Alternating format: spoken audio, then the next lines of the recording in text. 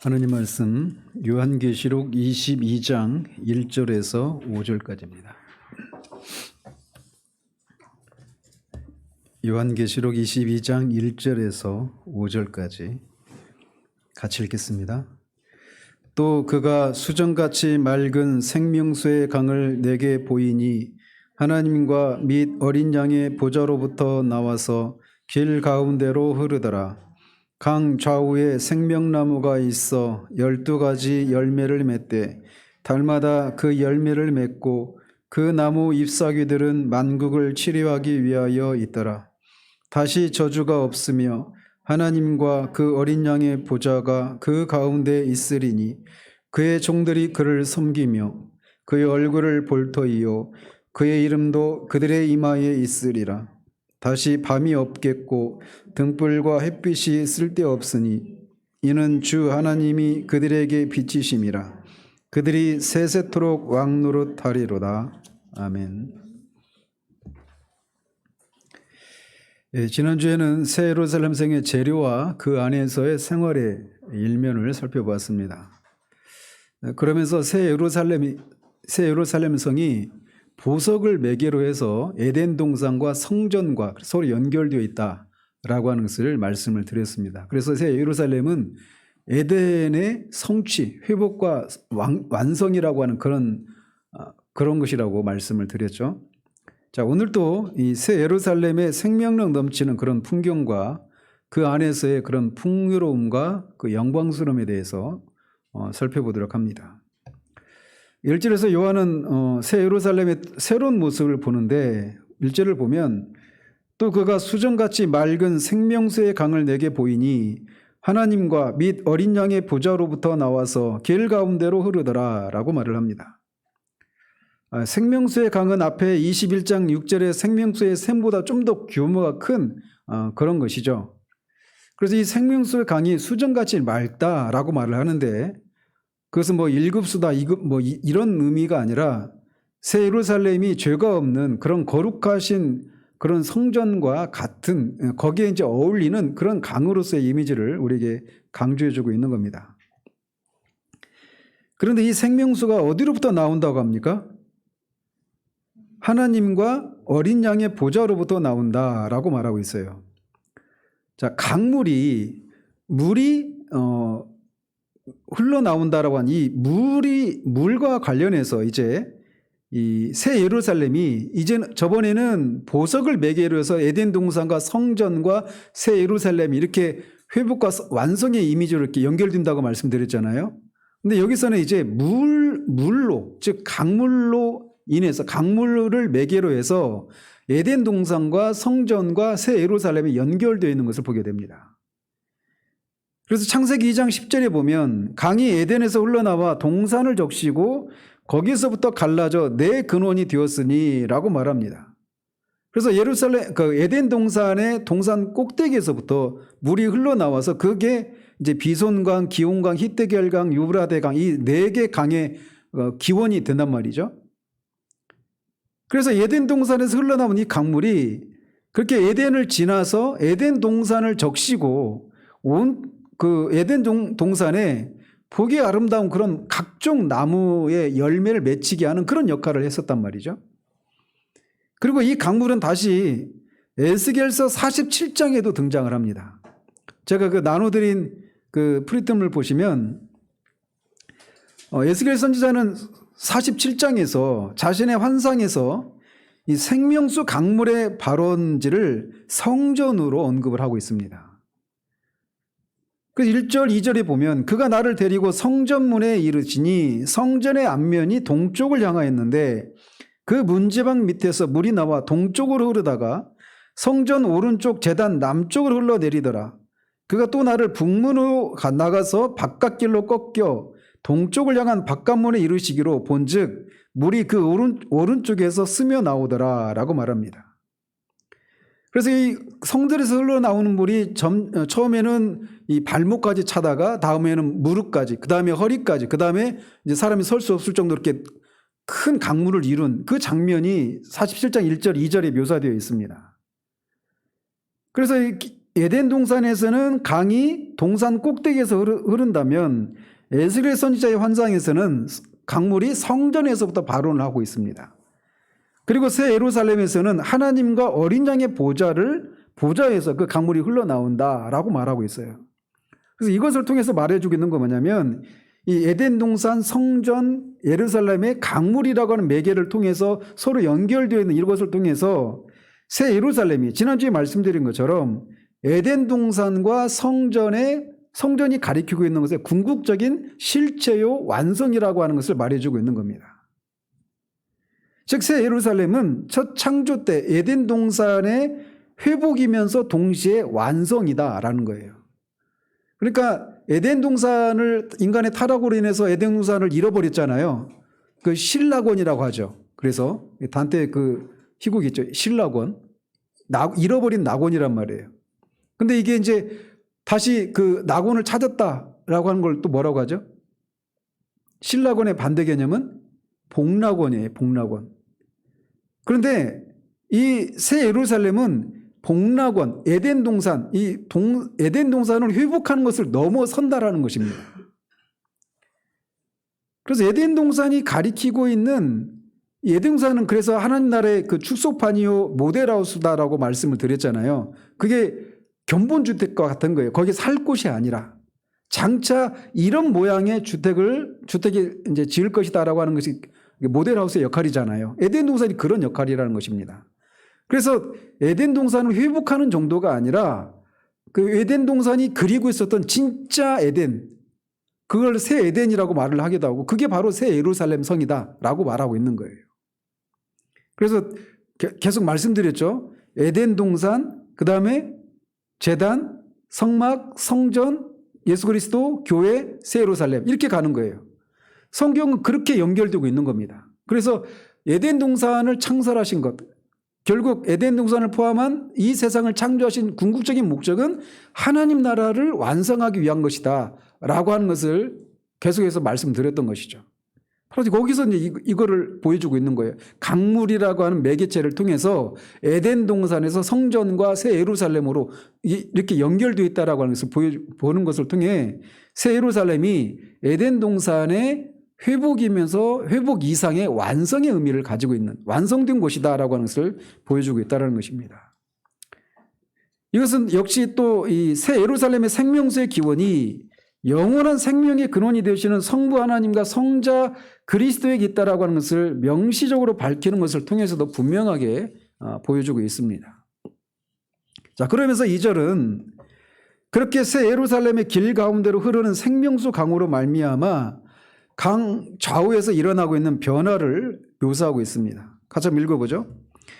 강 좌우에, 그러니까 거기서부터 강 좌우에 생명나무가 있어 12가지 열매를 맺되 날마다 그 열매를 맺고 그 나무 잎사귀들은 만국을 치료하기 위하여 있더라.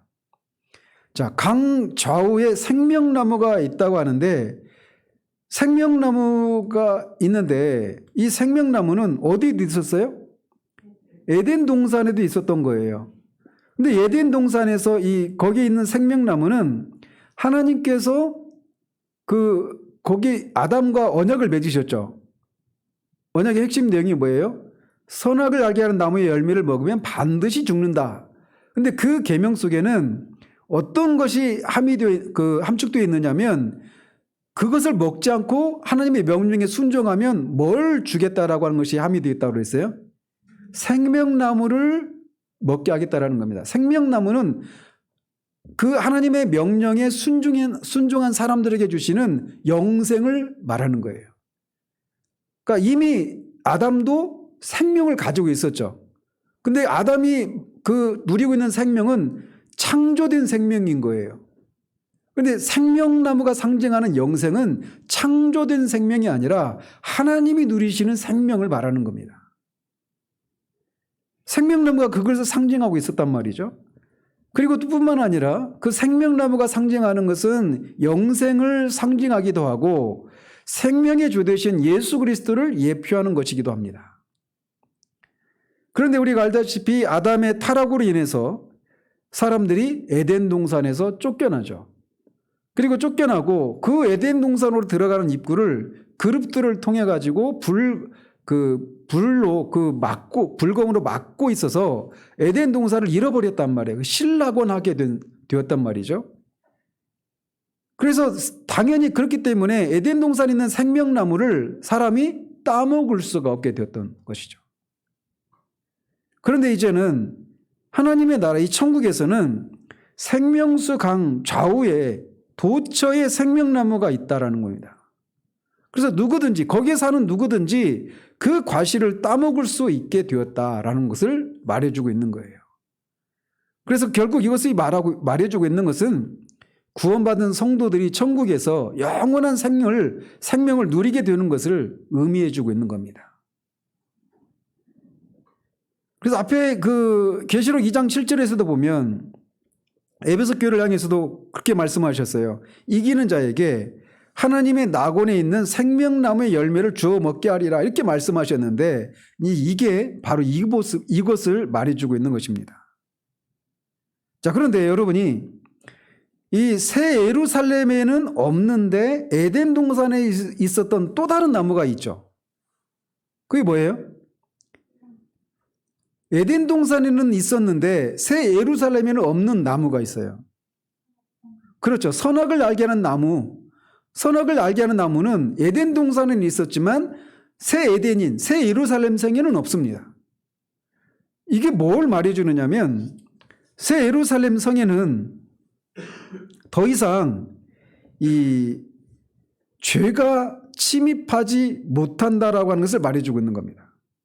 에덴 동산은 하나님이 창설하셨지만 거기 누가 들어왔어요? 뱀이 들어왔죠. 그러니까 뱀으로 분장한 사탄이 들어온 거죠. 그래서 죄가 침범할 수 있었단 말이에요. 그런데 새 예루살렘에는 선악을 알게 하는 나무가 없습니다. 그 사실이 함의하는 것은 새 예루살렘은 더 이상 죄가 침입할 수가 없다라는 것을 말해주는 거예요. 외부로부터 죄가 들어올 수가 없다는 겁니다. 왜 그래요? 이미 악의 실체들, 마귀와 거짓 선지자와 이 짐승과 또 그를 따르는 추종자들, 이 모든 것들이, 불신자들이 다 지옥의 영원한 심판을 받고 있기 때문에 그래요. 그렇기 때문에 따라서 이 새 창조로서의 새 예루살렘은 단순히 그냥 첫 창조 때 에덴 동산을 회복하는 것 이상이다라고 말하는 이유가 바로 여기 있는 겁니다. 그래서 이것과 관련해서 여러 가지로 말씀드렸죠. 죄와 관련해서. 그렇죠? 그 네 가지 상태를 얘기했잖아요. 죄와 관련해서. 처음은 어떤 상태예요? 에덴 동산의 상태는 죄를 지을 수 있는 상태. 이거를 잘 머리에 담아놓고 계시길 바라요. 죄를 지을 수도 있고 없을 수도 있는 이런 상태예요. 그런데 이제 타락하고 나니까 죄를 지을 수밖에 없죠. 그리고 구원받고 나서는 죄를 지을 수도 있고 짓지 않을 수도 있어요. 그러나 첫 번째 타락하기 전에 에덴 동산에서의 상태와는 다르다라는 겁니다. 어떤 면에서 달라요? 죄를 지어도 하나님과의 관계에 있어서 끊어지지 않아요. 영생을 잃어버리지 않는단 말이에요. 구원을 잃어버리지 않아요. 첫 번째는 그렇게 짓고 나면 어떻게 돼요? 죽을 수밖에 없는 거예요. 근데 구원받은 사람들의 죄는 그렇지 않다라는 것이죠. 그러나 말은 그렇게 할 수 있다는 거예요. 죄를 지을 수도 있고 짓지 않을 수도 있고. 그러나 이제 다음 마지막 단계는 뭐예요? 죄를 지을 수가 없는 상태. 이 상태예요. 죽음과 관련해서도 똑같죠. 죽을 수도 있고 죽지 않을 수도 있고, 그 다음에 죽을 수밖에 없고, 그 다음에 죽을 수도 있고 죽지 않을 수도 있고, 그 다음에는 죽을 수 없는 상태가 되는 거죠. 이 네 가지 상태를 잘 염두에 두시길 바랍니다. 그래서 구원받은 사람의 그 상태에 대해서 알고 있으면 사탄이 우리를 끊임없이 공격하는 것에 대해서 우리가 진리로 맞설 수가 있단 말이에요. 그래서 이 새 창조는 옛 창조 때 그 에덴 동산을 회복하는 것을 넘어서서 그 이상이라고 하는 것을 이렇게 죄가 침입할 수 없는, 선악을 알게 하는 나무가 없는 그런 것을 통해서도 우리에게 말해주고 있는 겁니다. 자, 그러면서 새 예루살렘에서 누릴 풍성한 그런 영적 생명을 이렇게 표현합니다. 12가지 열매를 맺되 날마다 달마다 그 열매를 맺고 라고 말하고 있어요. 새 예루살렘 성경으로는 이 생명수로 인해서 그 강 좌우에 이렇게 12가지 열매를 맺는다라고 하는 것은 나눠드린 그 프린트물 예스겔서 47장 12절의 상반절을 배경으로 하고 있습니다. 같이 한번 읽어보죠. 강 좌우가에는 각종 먹을 과실나무가 자라서 그 잎이 시들지 아니하며 열매가 끊이지 아니하고 달마다 새 열매를 맺으리니 그 물이 성소를 통하여 나옴이라. 예, 거기까지. 그래서 이 세상의 이 자연 법칙 하에서는 나무가 열매를 맺으려면 항상 뭐가 있어야 돼요? 꽃을 피우고 그 꽃에서 열매가 맺는 거잖아요. 꽃이 지고 나서. 근데 그게 1년에 이 세상에 이 옛창조 세계 안에서는 지금 우리가 살고 있는 이 옛창조 안에서는 그렇게 열매를 맺는 것이 1년에 몇 번입니까? 한 번 또는 두 번 또는 세 번도 가능해요. 요즘은 과학이 발달해서 3번 이상도 가능하죠.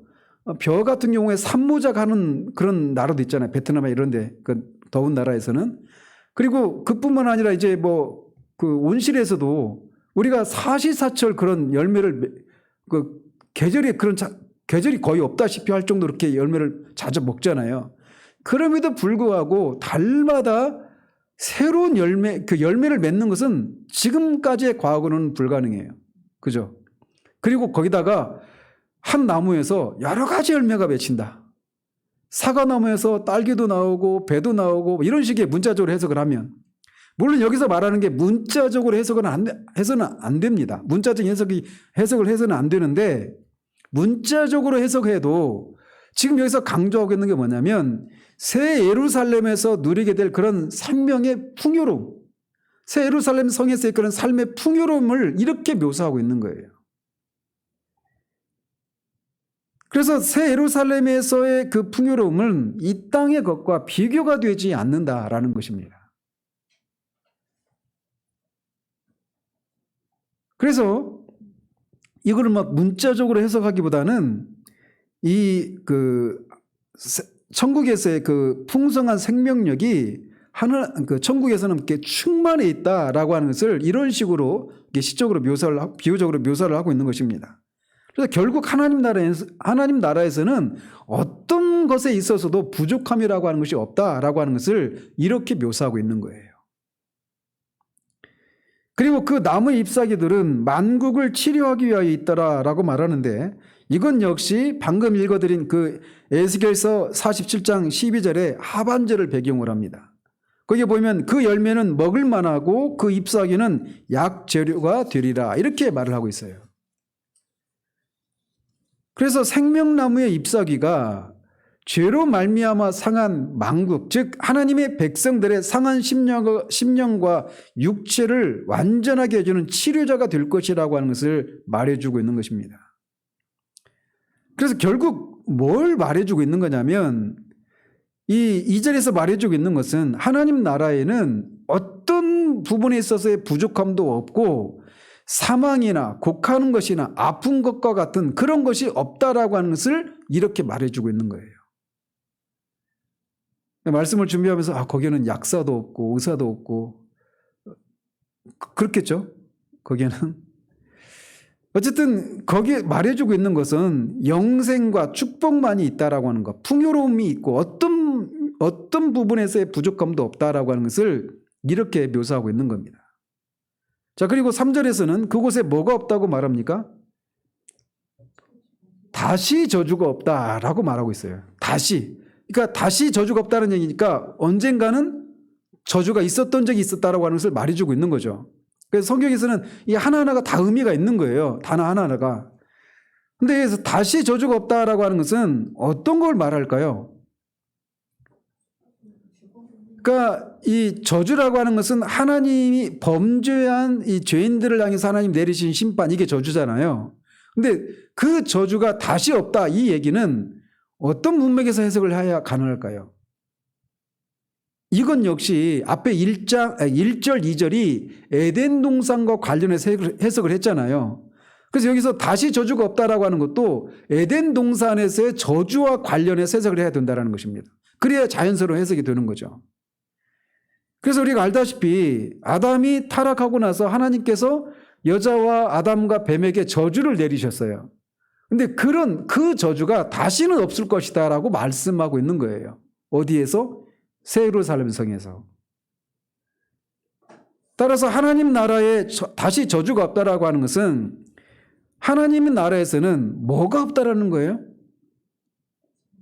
그러니까 저주는 죄에 대한 하나님의 심판이 저주란 말이에요. 근데 그게 없다라는 얘기는 저주가 없다는 얘기는 뭐가 없다라는 얘기하고 똑같아요. 하나님의 심판이 없다라고 하는 것이고 하나님의 심판의 이유인 죄도 없다라고 하는 것을 말해주고 있는 겁니다. 그러니까 저주가 없다라고 하는 것은 이 말이 의미하는 이 말과 함께 딸려오는 것은 죄도 없다, 심판도 없다 이것을 말해주고 있는 거예요. 그래서 옛 낙원인 그 에덴 동산에서는 이 사탄이 인간을 유혹해서 죄를 범하게 한 결과 이 세상에 하나님의 저주가 초래되었어요.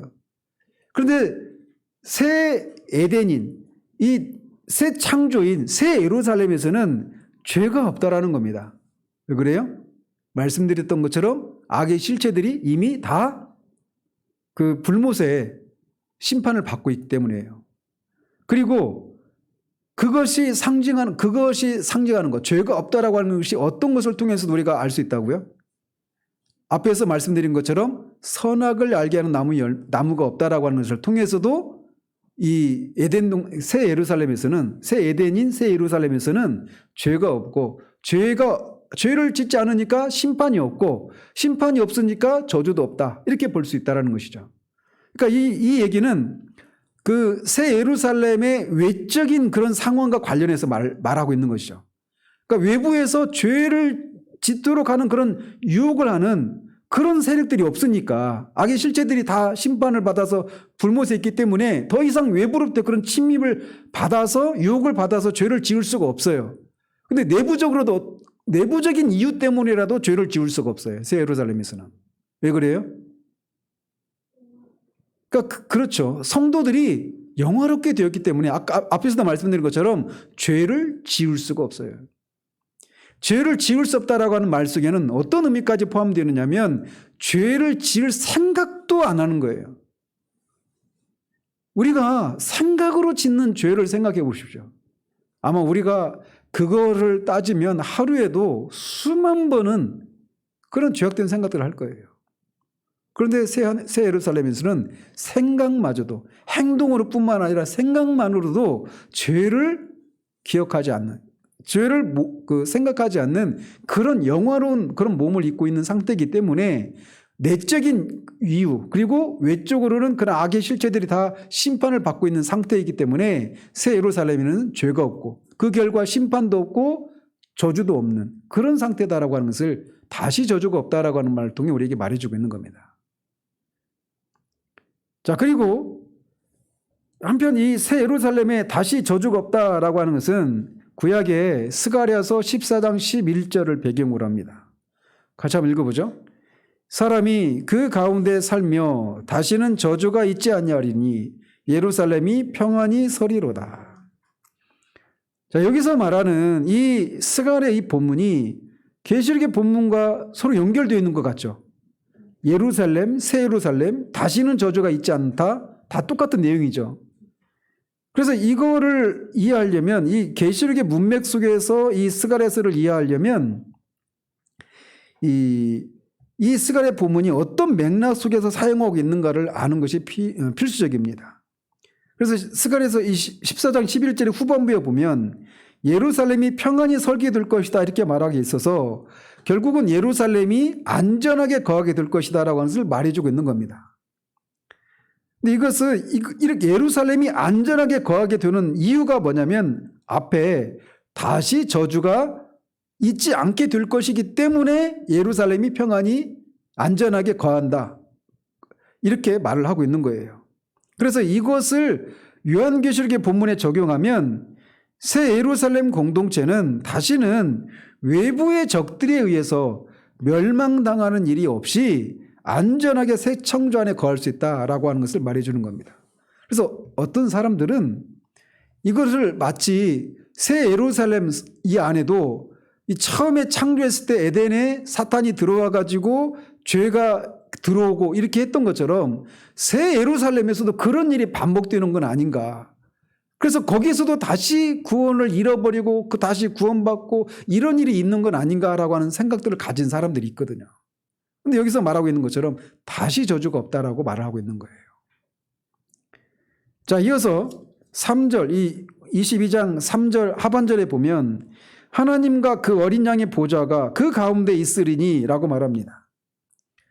이것을 통해서 천국에서는, 새 예루살렘에서는 하나님과 그리스도께서 구원받은 성도들과 영원토록 함께 거하신다라고 하는 것을 명확하게 보여주고 있습니다. 그러니까 계시록 4장에서는 보좌가 어디 있었어요? 하늘에 있었잖아요. 그죠? 하나님은 지금 하늘에 계시죠. 우리가 매주마다 기도할 때 하늘에 계신 아버지, 우리 아버지 이렇게 기도하잖아요. 하나님은 하늘에 계시단 말이에요. 근데 그 하나님이 이제 새하늘과 새 땅에서는 새 예루살렘에 하나님이 그 백성들 가운데 함께 거하신다라는 겁니다. 하나님의 보좌가 천국에 이제 새 예루살렘에 그렇게 내려와 계셔서 거기에서 하나님의 백성들과 함께 영원히 함께 거하신다라고 말하고 있는 거예요. 이게 뒤에 있는 것과 연결시켜서 이게 우리 성도들이 누리는 천국이 천국되게 만드는 근본적이고 핵심적인 그런 그 근원이라고 하는 것을 여기서 말해주고 있는 거예요. 하나님이 거기 계시니까 거기가 천국인 것이지, 거기가 아무리 생명나무가 지천에 널려 있고 거기서 수도 없이 매 달마다 새로운 열매가 맺히고 그런 것을 통해서 어떤 부족함도 없고 모든 풍요로움이 있다. 그런 곳이라 하더라도 거기에 하나님이 계시지 않다라면 천국은 천국이 아니란 말이에요. 근데 천국이 천국인 건 뭐냐? 하나님이 보좌가 거기 있다라는 겁니다. 그래서 앞에 21장 3절에서는 하나님의 장막이 사람들과 함께 있음에 하나님이 그들과 함께 계신다 이렇게 표현하고 있는 겁니다. 여기서는 이제 보좌가 있다라고 하는 말을 통해서 그 얘기를 하고 있는 거예요.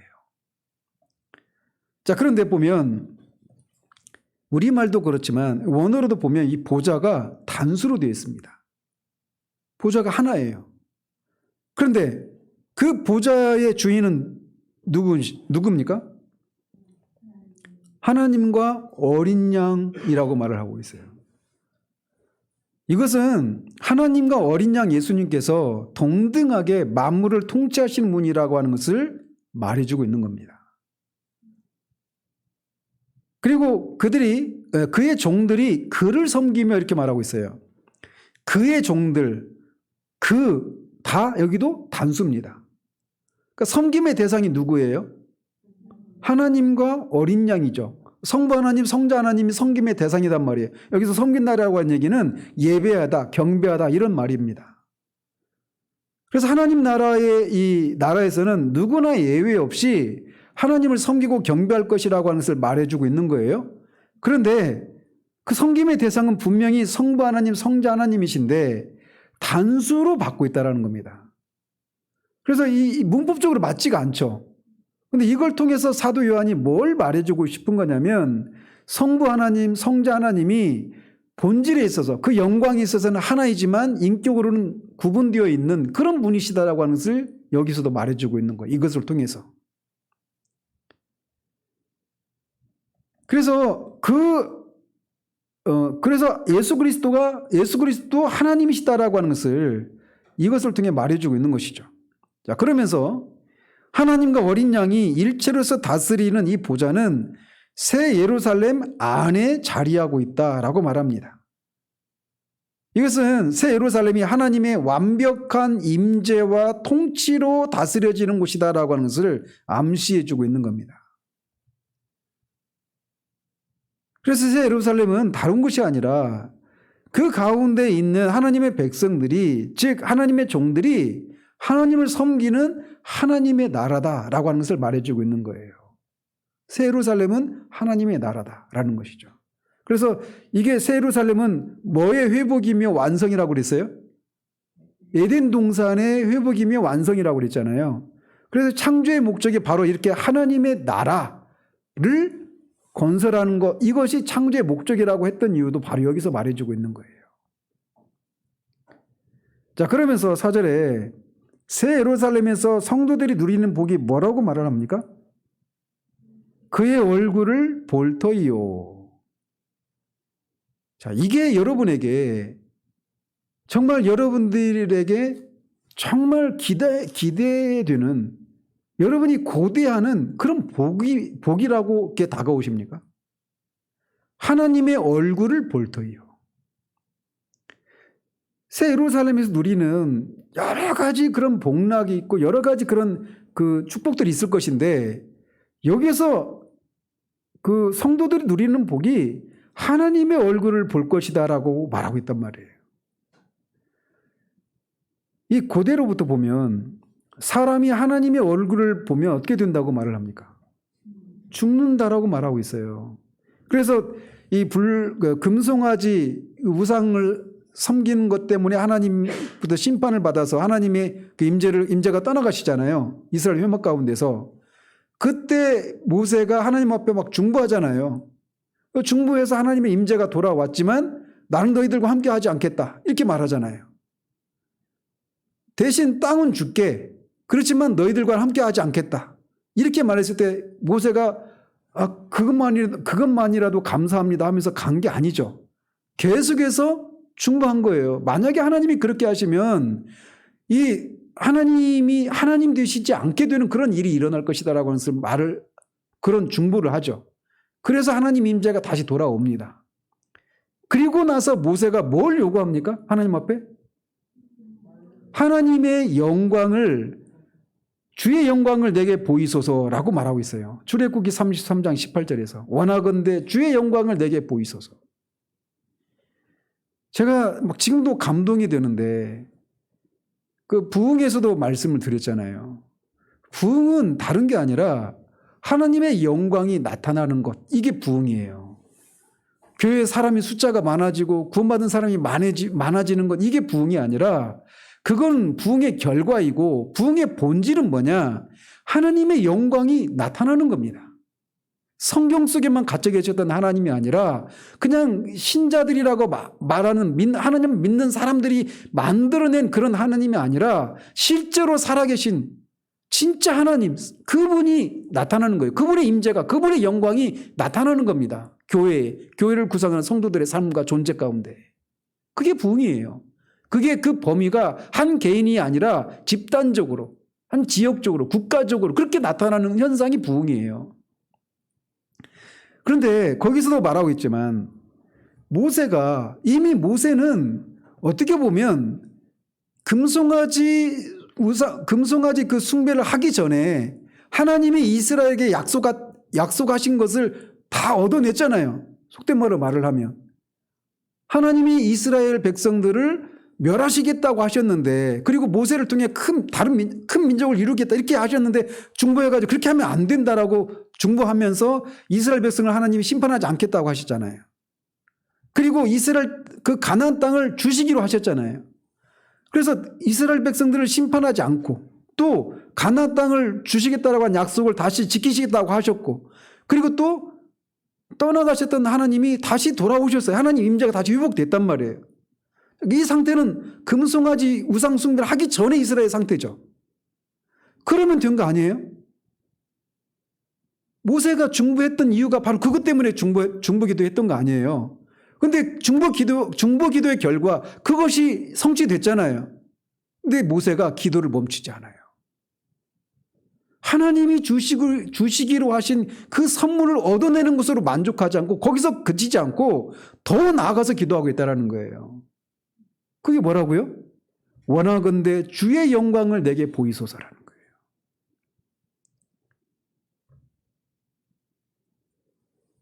이게 바로 모세가 다른 사람들과 구별되는 특별한 요소인 거예요. 우리의 기도들을 한번 보십시오. 하나님 앞에 이것 좀 해주십시오. 저것 좀 해주십시오. 그 내용들 다 보시면 뭐예요? 한마디로 다른 말로 표현하면 하나님이 주시는 선물을 구하고 있는 거예요. 그렇잖아요? 근데 모세는 그 자신이 원하는 바 그 선물을 다 얻어냈단 말이에요. 근데 거기서 그치지 않고 주의 영광을 내게 보여달라고 기도하고 있는 거예요. 하나님 자신을 자신에게 계시해달라고 하나님이 아는 지식을 더 자신에게 더 실제적이고 더 충분하고 완전하게 보여달라고 구하고 있단 말이에요. 그게 진짜 기도예요.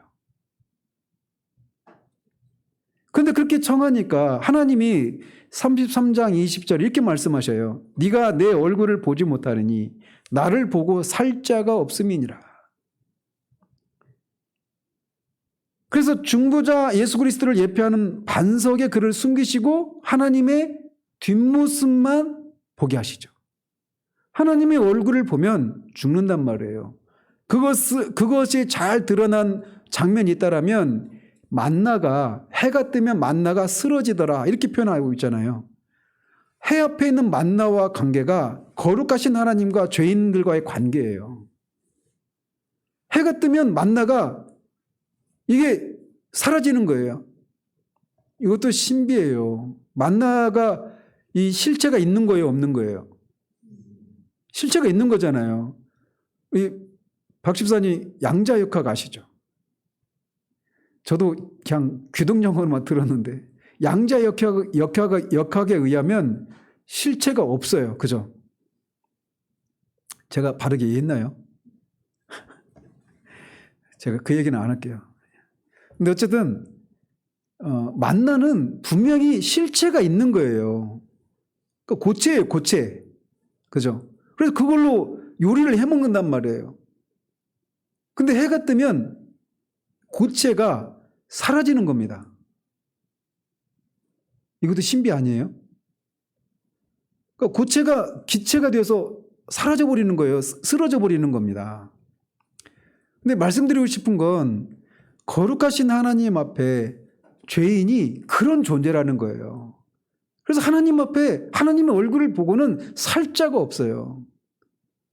그래서 반석에 숨어 있게 하고 지나가는 뒷모습을 보게 하잖아요. 그죠? 그 반석이 예수 그리스도를 가리키는 거예요. 예표하는 거예요. 그래서 중보자 예수 그리스도를 통하지 않고는 죄인이 하나님 앞에 나아갈 수가 없다는 것을 거기서 말해주고 있는 겁니다. 자, 그런데 이렇게 하나님의 얼굴을 보고는 살 자가 없다라고 하는 것이 성경이 우리에게 말해주고 있는 거예요. 근데 마태복음 5장 8절에서 산상수훈에서 주님이 이렇게 말씀하시죠. 어떤 사람이 하나님을 볼 것이라고 말합니까? 마음이 청결한 자는 복이 있나니 그들이 하나님을 볼 것이며 라고 말합니다. 하나님을 보는 것. 그리고 요한일서, 이 요한계시록의 저자이기도 한 요한일서 3장 2절에 보면 이렇게 말하고 있어요. 같이 한번 읽어보죠. 사랑하는 자들아 우리가 지금은 하나님의 자녀라. 장래에 어떻게 될지는 아직 나타나지 아니하였으나 그가 나타나시면 우리가 그와 같을 줄을 아는 것은 그의 참모습 그대로 볼 것이기 때문이니 라고 말합니다. 그래서 고린도전서 13장인가요? 거기서 보면 우리가 지금은 거울로 보는 것처럼 희미하게 본다라고 말을 하죠. 그러나 나중에 주님의 재림 때 보면 우리가 얼굴과 얼굴을 맞대고 보게 된다라고 말하고 있단 말이죠.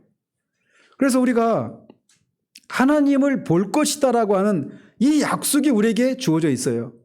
그런데 새 예루살렘에서는 마침내 모세에게도 허락하지 않았던 하나님의 얼굴과 얼굴을 맞대고 보는 그 일이 새 예루살렘에서는 이루어지게 된다는 것입니다. 저는 어제 이렇게 말씀을 준비하면서 그러니까 제가 방금 예배하기 전에도 이렇게 기도했잖아요. 우리 안에 하나님을 향한 그런 그리움과 갈망이 진짜 그 사람이 거듭난 신자라면 그들의 심령 가운데는 그게 있습니다. 하나님을 향한 갈망과 그리움. 이게 성도들의 심령 가운데 있기 마련이에요.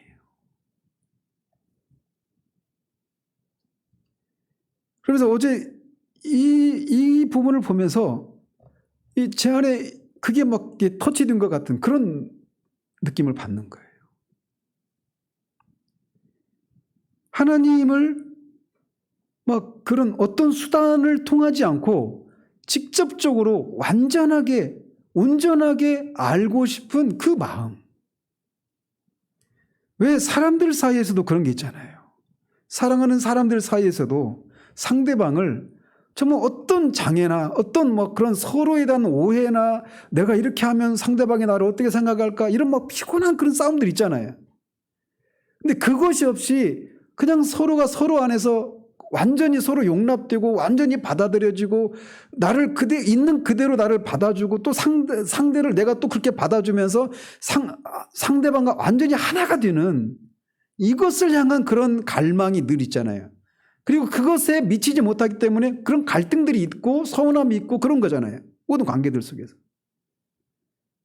근데 어쨌든 그런 사람들 간에 사랑하는 사람들 간에도 그런 갈망이 있는데 하나님과 거듭난 신자들의 관계 속에도 이게 있다라는 거예요. 하나님을 모세가 하나님이 주시는 그 선물을 다 받아냈음에도 불구하고 거기서 만족하지 못하고 하나님 자신의 그 본질에 해당되는 그 영광을 하나님을 더 알기를 원하는 그 갈망이 있었던 것처럼 거듭난 신자들에게는 그게 있는 거예요. 사람마다 정도의 차이는 있을지 모르지만 본질적으로 그게 있는 거예요.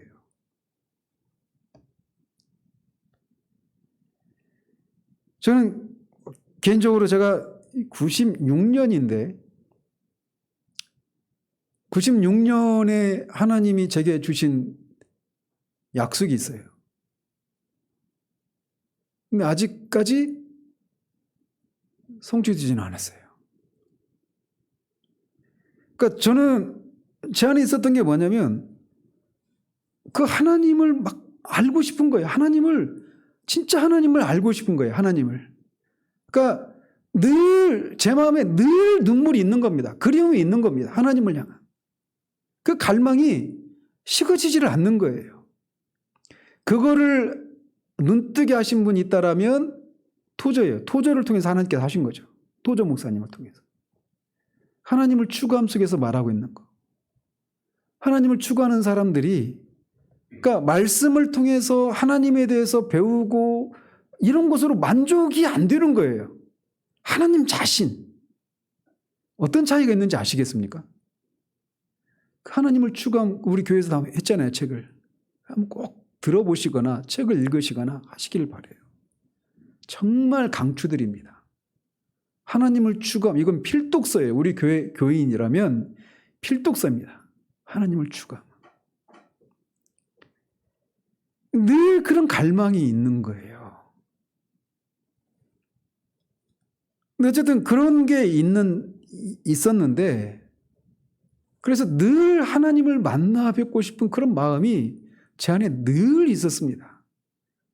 그리고 그게 잠잠하다가도 어느 순간 그게 딱 건드려지면 다시 한번 막 그런 그리움들이 생겨나는 거예요. 아가서 강의도 했죠. 사랑에는 아픔이 따른다. 이런 제목으로 제가 설교를 한 적이 있어요. 사랑에는 아픔이 따라요. 아픔이.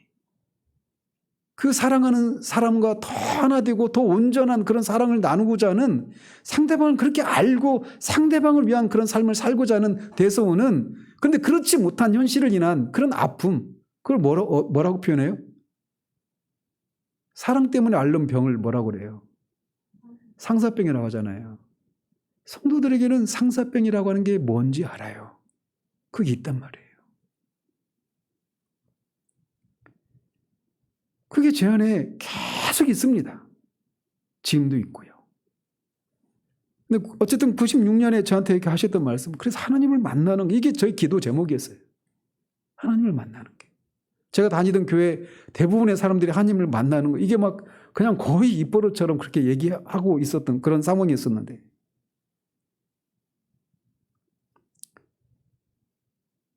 어쨌든 제가 그런 얘기하면 또 어떤 오해 소지가 있을 수 있어서 제가 여기까지만 할게요. 어쨌든 그게 우리 가운데 있어요. 하나님을 정말 온전한 방식으로 알고자 하는 그런 마음.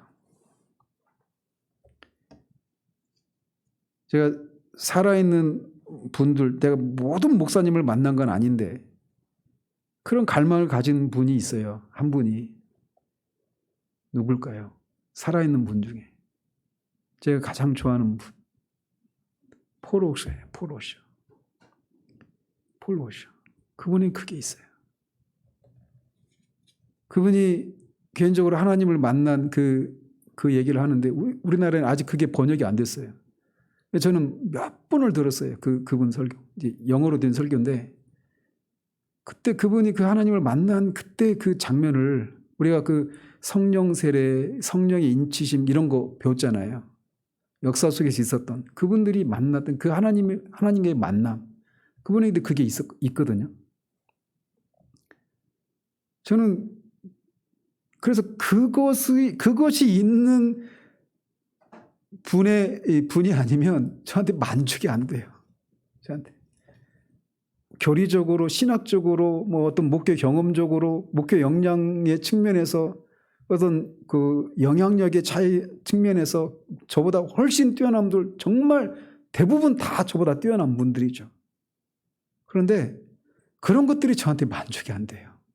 하나님을 향한 그 갈망, 추구함, 그게 있는지 없는지. 여러분들 꼭 제 설교를 안 들어도 상관없는데 폴 오셔 목사님의 설교는 꼭 들으시기를 바라요. 그분은 진짜 하나님을 만난 분입니다.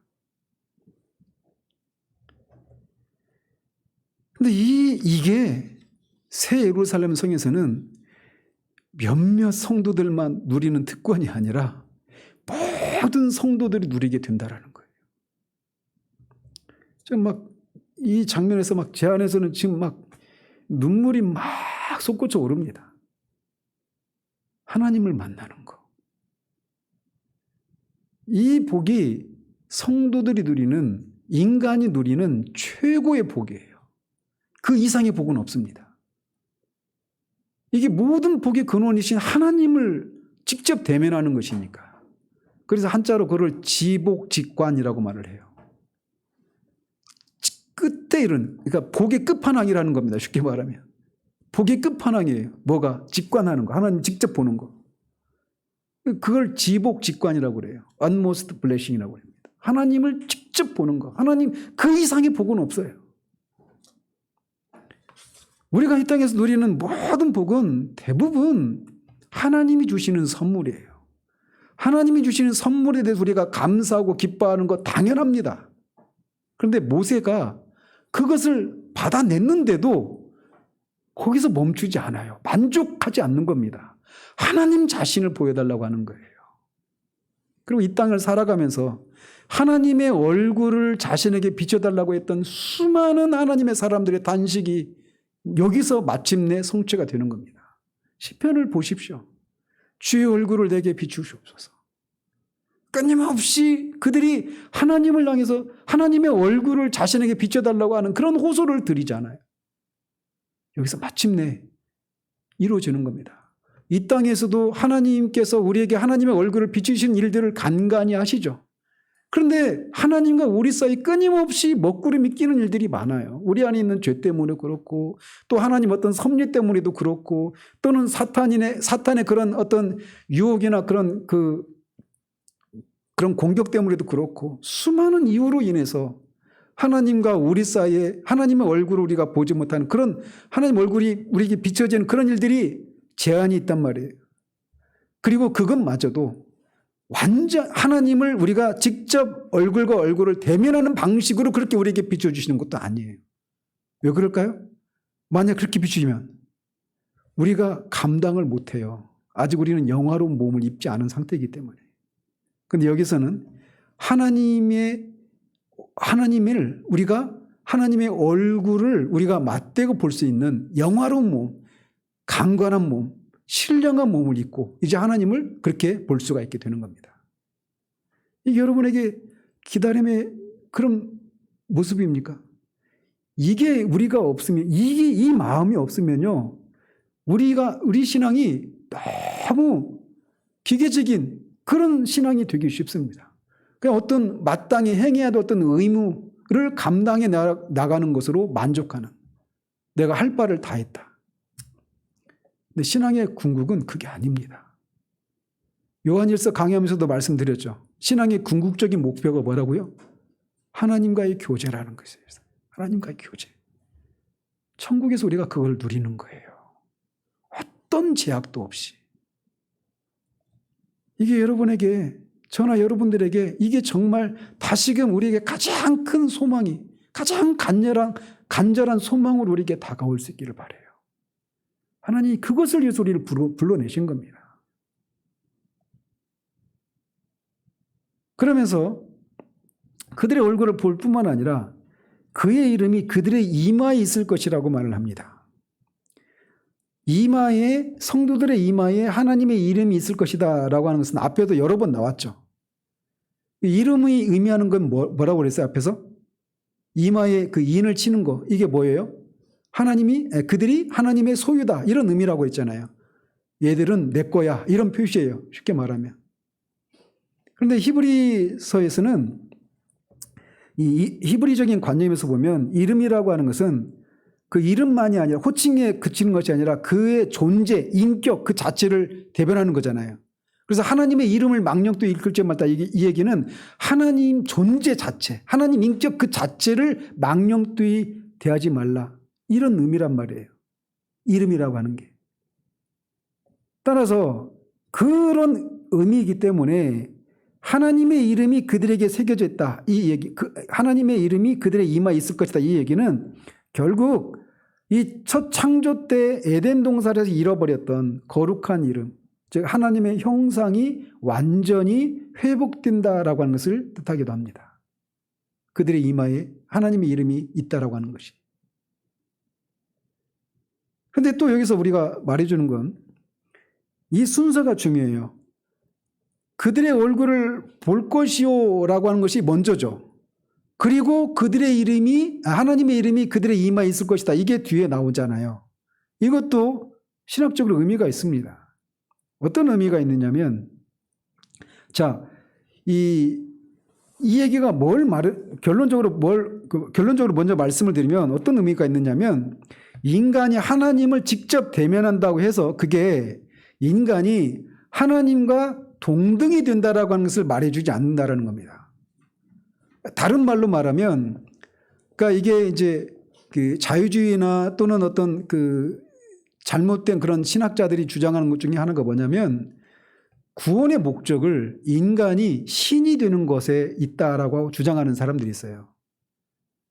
인간이 신이 되는 것이다, 디이피케이션이라고 하는데, 이게 이런 것들이 여러분들도 모르게 사용되는 개념들이 있어요. 어떤 거냐면, 우리가 다 작은 예수가 되어서 우리의 삶의 자리에서 그렇게 섬겨야 된다, 이런 표현도 들어보셨죠?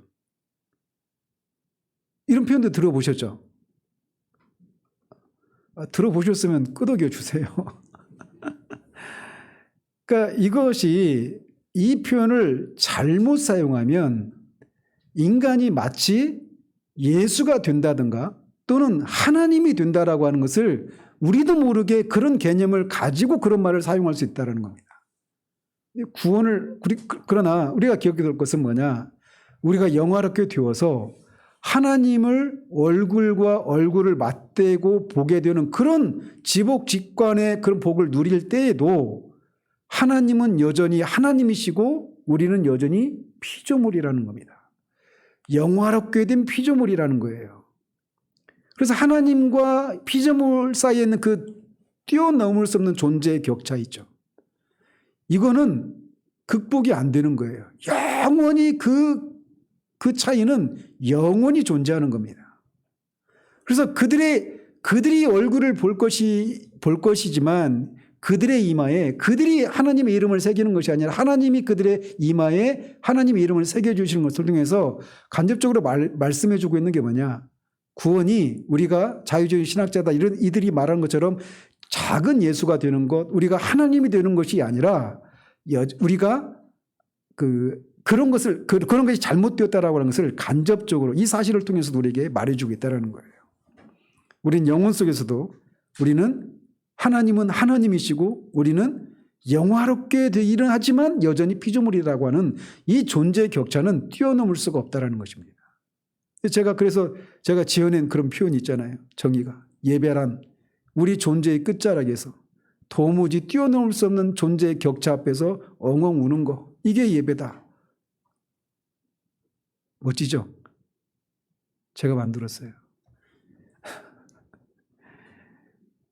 예배는 그런 거예요. 그렇게 영원히 그 하나님을 보고 그렇게 예배하고 섬기는 것이 천국의 모습이에요.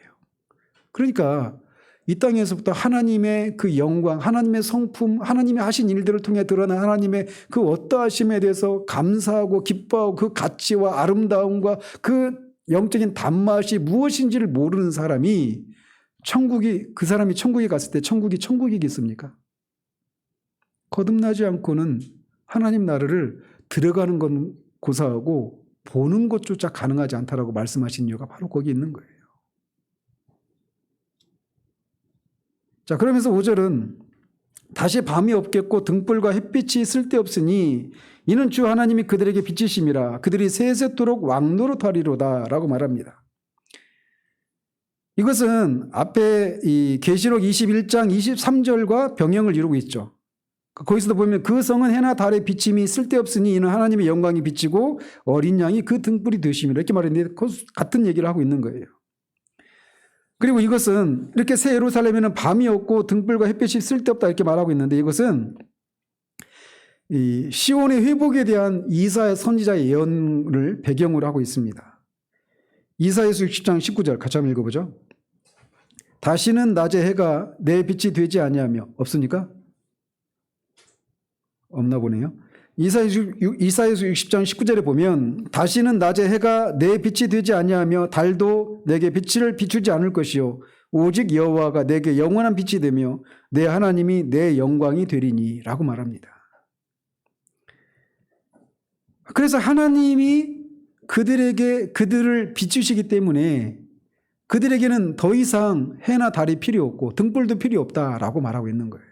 그래서 앞에서도 제가 언급해 드린 것처럼 시편 곳곳에서 주의 얼굴을 주의 종에게 비추시옵소서 이게 끊임없이 그렇게 탄식을 올렸던 것인데 여기에서는 이제 새 예루살렘에서는 이게 완전히 응답이 되어서 내내 세세 무궁토록 하나님께서 그의 종들에게 하나님의 얼굴빛을 비치신다는 겁니다.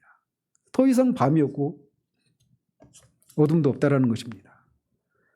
그래서 이것은 이 민수기 6장 24절 26절에서 제사장들에게 이 이스라엘 백성들을 축복할 때 이렇게 기도라고 알려주신 것을 그런 것과 연관관계가 있습니다.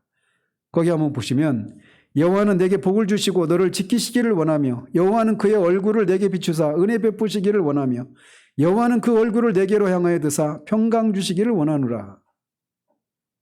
그래서 새 예루살렘에서는 이렇게 이스라엘 백성들을 향해서 제사장들을 통해 축복하라고 했던 하나님의 얼굴을 그들에게 비추시기를 원했던 그리고 시편에서 수없이 많은 하나님의 사람들이 하나님의 얼굴을 자신에게 비추시옵소서라고 그렇게 탄원했던 그 기도가 마침내 새 예루살렘에서는 완전히 성취되고 응답될 것이라고 하는 것을 말해주고 있는 겁니다.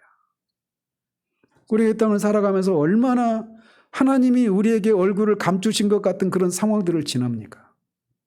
하나님이 우리에게 은혜 베푸시기를 다 하셨는가? 하나님이 내가 겪고 있는 이 문제를 전혀 돌아보시지 않는 건 아닌가? 하나님이 나에 대해서 관심을 끊으신 건 아닌가? 이런 인생의 시간들을 지나잖아요. 이런 영혼의 그런 어둠의 시간들을 우리가 지나기도 하잖아요. 그리고 끊임없이 그런 우리를 보면서 네가 믿는 하나님이 진짜 살아계신 하나님이냐? 진짜 하나님이라면 어떻게 네가 이런 일들을 겪고 있는데 아무런 도움도 주지 않느냐? 이렇게 하는 그런 것들이 우리 가운데 있지 않아서 그것 때문에 우리가 탄식하기도 하고 그래서 하나님의 얼굴을 우리에게 비춰달라고 그렇게 간구하기도 하잖아요. 근데 마침내 새 예루살렘에서는 그 기도가 완전히 응답이 되어서 하나님이 세세토록 그의 백성들에게 얼굴빛을 비추십니다. 그 빛은 절대로 끊어지는 적이 없습니다. 언제나 하나님이 우리를 향하시고 언제나 우리에게 관심을 갖고 계시고 언제나 우리를 기뻐하시고 사랑하신다라고 하는 것을 늘 우리가 누리며 살아가게 되는 거예요. 우리가 그런 생각하죠. 그런 것도 뭐라고 하죠? 뭐라고 하죠? 꽃도 뭐죠? 뭐 좋은 것도 뭐 얼마다 이런 속담 있잖아요. 제가 지금 갑자기 생각이 안 나는데. 아니, 우리가 꽃도 한때뿐이다 뭐 이런 거 있잖아요. 비슷한 거. 이 속담이 생각 안 나네. 우리가 이 땅에 살아가면서 우리는 아무리 좋은 것이라 하더라도 그게 그 좋은 것이 주는 그 기쁨을 계속 영속적으로 누리지는 못하잖아요. 예? 잠시 동안만 누리잖아요. 근데 그런 경험에 입각해서 천국에서 아무리 천국이 천국이라도 그것도 하루 이틀이지. 하나님의 얼굴을 보고 하나님의 얼굴을 직접 보고 그와 사랑의 교제를 나누는 것도 그 하루 이틀이지. 그 막 영원한 시간 동안 그게 얼마나 나중에는 밋밋하고 아무런 그런 재미도 즐거움도 없지 않을까? 이런 생각하잖아요. 근데 그것은 뭐냐면 무한이라고 하는 것이 무엇인지를 우리가 모르기 때문에 그런 생각하는 거예요. 하나님 우리에게 베푸시는 은혜, 하나님의 어떠하심은 무한합니다. 하나님은 영원 불변하시고 무한하신 분이셔요. 그렇기 때문에 늘 새롭고 늘 새로운 겁니다. 그러니 거기에서는 천국에서는 지겹다, 영적인 권태기에 빠진다 이런 것도 없습니다. 늘 새롭습니다. 그래서 마지막으로 성도들은 세세토록 왕노릇할 것이다 이렇게 말을 합니다. 이미 왕노릇한다는 얘기가 한번 언급이 됐었죠. 어디에서 왕노릇합니까? 천년왕국에서 왕노릇한다고 그랬죠. 20장 4절에서 천년 동안 주와 함께 왕노릇한다 이렇게 얘기했잖아요. 그래서 천년왕국이 어디라고 그랬어요? 지상에 있는 왕국에서 천년 동안 문자적인 천년 동안 왕노릇하는 것이 아니라고 그랬죠. 그럼 거기서 뭐라고 그랬어요? 하늘이죠. 거기 낙원이에요. 낙원. 죽은 사람들이 가는 영혼의 상태로 가 있는 그곳에서 주와 함께 왕노릇한다라는 것입니다. 근데 이제는 부활의 몸을 입고 그때의 왕노릇과 지금은 다르죠. 그러면서 왕노릇하는데 여기서는 이제 새 예루살렘에 새 하늘과 새 땅인 예루살렘에서 새 예루살렘에서 왕노릇하는 거예요. 근데 왕노릇한다라고 할 때 이 성도들이 진짜 왕이 되는 겁니까? 아니죠. 이것은 앞에 그들의 이마에 하나님 이름이 있다라고 하는 것이 말해주고 있는 것처럼 왕노릇한다는 얘기는 성도들이 왕이 된다는 건 아니에요. 하나님 나라의 왕은 유일하게 한 분이십니다. 하나님이십니다. 하나님만 왕이셔요. 근데 거기서 우리가 그런데도 왕노릇한다는 얘기는 어떤 걸 의미하는 거냐면 우리가 하나님의 양자가 되어서 왕자잖아요. 그러면 그러니까 왕자로서의 그런 왕의 영광에 왕자로서 왕의 영광에 동참한다 이런 의미가 있는 거예요. 우리가 왕이 된다는 의미가 아니라 이건 앞에 말한 것처럼 우리가 하나님이 되는 것을 말하는 게 아니다라고 하는 것과 일맥상통하는 거죠. 그러면서 또 하나 왕노릇한다는 얘기는 그런 의미예요. 그리고 또 하나 왕노릇하려면 누군가를 통치하고 다스리는 거잖아요. 그런데 여기서 말할 그 왕노릇할 때 누구를 다스릴까요? 여기에는 누구만 있어요? 새하늘과 새 땅, 이 새 예루살렘에는 성도들만 있잖아요. 성도들만. 제가 권사님을 다스려야 제가 왕노릇하는 걸까요? 아니면 반대로 권사님이 저를 다스릴까요?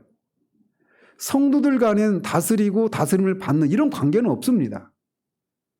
그래서 왕노릇한다는 얘기는 말씀드린 것처럼 우리가 왕의 자녀로서의 그 양자로서의 그래서 왕의 그 양자들로서 그 왕자가 되어서 일종의 왕의 영광에 동참하게 된다라고 하는 것을 이렇게 표현하고 있는 거예요.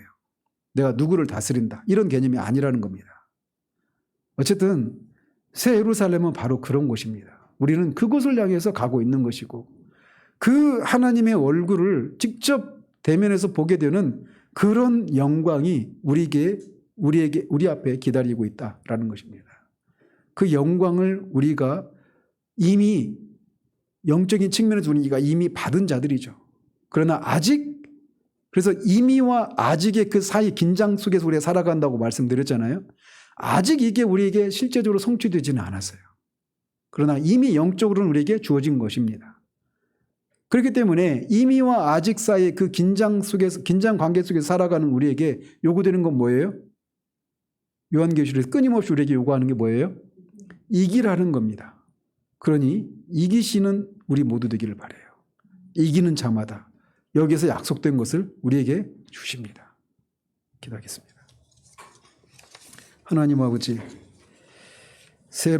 예루살렘과 이 새 예루살렘 성의 그 풍요로움과 안전함을 생명나무가 매달 다른 종류의 열매들을 풍성히 맺고 거기에서 생명나무 잎사귀가 모든 것들을 치료하는 것을 통해 그 땅에는 어떤 부족함도 없고 완전한 풍요로움이 있다라고 하는 것을 우리에게 말해주고 있습니다.